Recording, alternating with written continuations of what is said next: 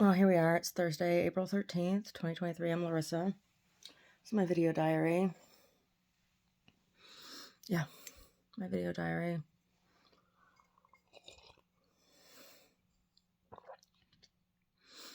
I have suspicion that there are psychological experiments being done on platforms, um, on platforms that post media, and I think that they are putting filters on people who don't know that they're having filters put on their videos and photos. That's what I think is happening. Mm-hmm. There was a photo book that I did a couple years ago, right? And I remembered the original images, and then when the books were delivered, the photo books that I ordered were delivered, there were filters on the photos. The photos did not look the same. And it was so strikingly noticeable to me. I went to go look up my photos, and the original photos weren't there anymore. They were supposedly at a lower resolution. Right? They weren't the same photos. It was real strange. Mm-hmm. I think they're doing that. Yeah. And they're doing it as a way to try to psychologically manipulate and control women in particular. Mm-hmm. I do. I think that. How can we manipulate a woman by manipulating her self-image, right?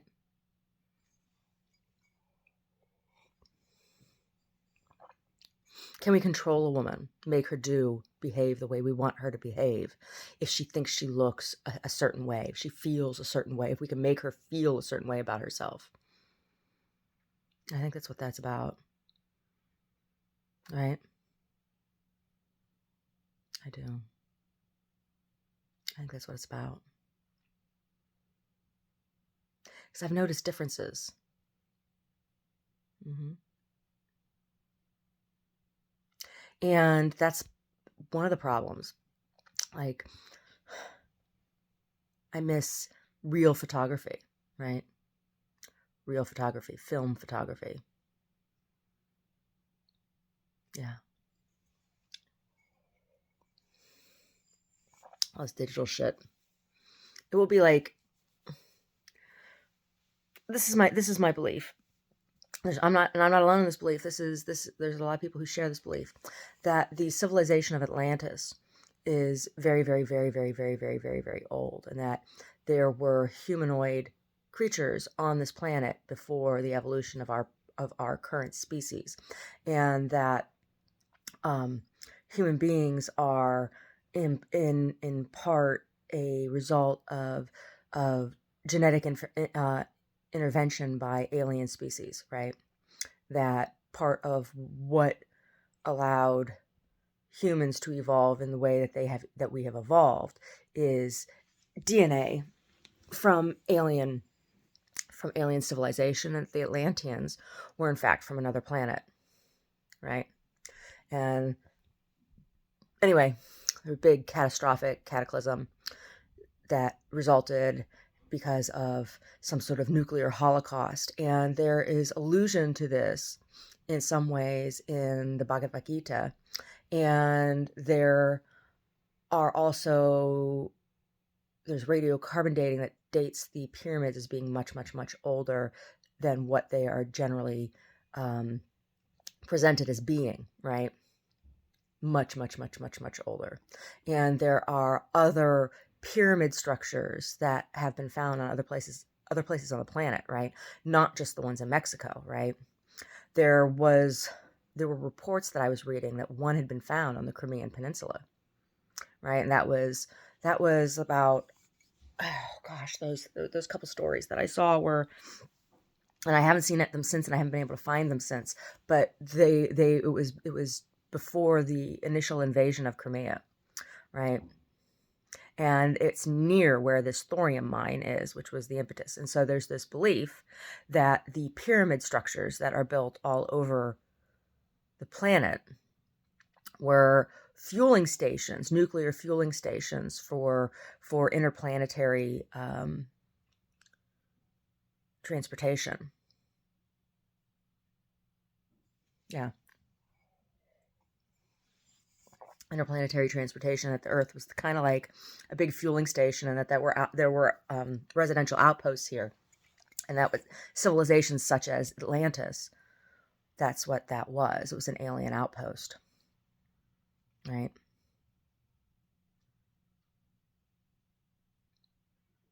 Yeah.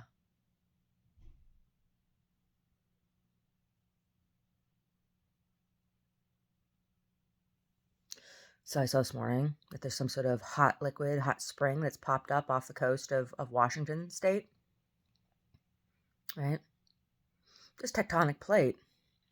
And I also had seen some articles about there being a vast ocean that's been discovered deep within it has more water than what's on the surface of the planet below the Earth's crust, like deep below in the mantle. That's interesting, huh? Is there a big fissure from down there, huh? Bubbling up? What kind of primordial stew is down there, huh? What's that going to do? Oh my gosh. If there's a hot spring that is now, that water will warm so much faster up there. That's gonna destroy all those fisheries up there.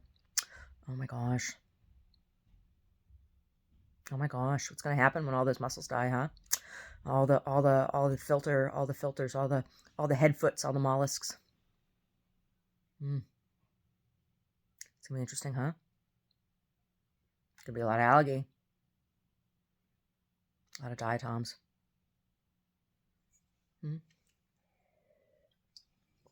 I already drank from Skull. This is coffee. I already drank from Skull. I've done some laundry and I had some breakfast. Yeah. I'm going to get showered and dressed here in a little bit. This is just things I'm thinking about. Oh my gosh. Exotic. I think my sewing machine needs serviced. I do. My foff. My foff. My foff. I love that machine. I wish it were easier to find parts for. Yeah, it was made in Czechoslovakia, which is what now known as the Czech Republic. It was made in the former Czech Republic, which is now Czechoslovakia. I can't remember. I bought the machine in what, 2008, 2009, and it was like it was a new machine. I bought it new, like it wasn't used, but it was like the former year's model, and so I got it on sale. I bought it for $2,300, and it was originally a $5,000 machine. It was on sale 50% off. Yeah, I think that's what it was. No, it was originally $4,800. Is what it was. It was originally $4,800, and I bought it for $2,300. Yeah, it's an expensive machine. It's industrial grade. I've never ever used the the embroidery function on it because I have a Mac and it's Microsoft. It's a Microsoft compatible thing, and I'm not even sure that it even works anymore. And I bought it because like there was an ability to, you could do a drawing, and there was a program supposedly that you could have it then transferred into an embroidery pattern, and the machine would then embroider. Like you could get it came with a disc with some pre-programmed embroidery patterns, right? Flowers and trims and stuff like that. I've never used it. I've never used it. I really wanted this Bernina, and it was a used Bernina. I wanted this Bernina. It was the used Bernina. This used Bernina was $5,000. Yeah, it was. I wanted this Bernina that was, it was um, all metal components, and it had a freestyle top quilting foot, right? It had well, it was called a traveling foot, so you could do freeform top stitching. That's what I wanted, but we couldn't afford it at the time. It's even now, that would be a very expensive machine. for me. Mm-hmm. Yeah. Yeah. Anyway, my foff. I'm gonna make a bunch of these nightgowns. It's my favorite nightgown. I love it. It's comfortable. It's comfortable. It's nice. And I think other ladies would like it too. I'm gonna make a bunch of them and sell them.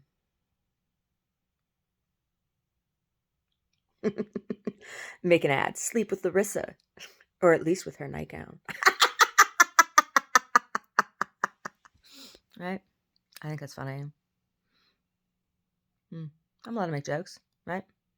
Oh, I hear Miss Jill Scott is coming with the Diggable Planets to Concord. Well, Miss Jill Scott, it's a little too far for me to drive. But, you know, you and I have things in common. I think we may even know some people in common way back in the day. I do. That one song off of Meet Jill Scott, the one where we talk about the chubby little girl in the little clothes in the Rollinghills. I know where Rollinghills is. I had friends that lived in Rollinghills. Yeah, I know that neighborhood. I know that neighborhood well. Mm-hmm. I often think about Shy. Shiree, how you doing?